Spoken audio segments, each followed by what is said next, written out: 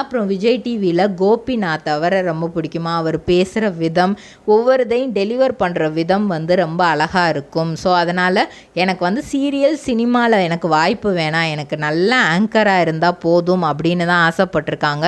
So அவங்க ஆசைப்பட்ட மாதிரியே நிறையா வந்து உடனேலாம் எதுவுமே கிடச்சிரல. அவங்க அப்பா அம்மா கிட்ட போய் சொல்லும்போது திடீர்னு வந்து அந்த ஜாப்பை குவிட் பண்ணுறேன் அப்படின்னு சொல்லும்போதே அவங்களுக்கு மிகப்பெரிய அதிர்ச்சி. நீ நல்லா படிச்சிருக்க, அதுக்கான வேலை உனக்கு கிடச்சிருக்கு, இதை பண்ணுறதுக்கு என்ன அப்படிங்கிற மாதிரி பயங்கர கோவத்தோடு திட்டியிருக்கிறாங்க 2 பேருமே.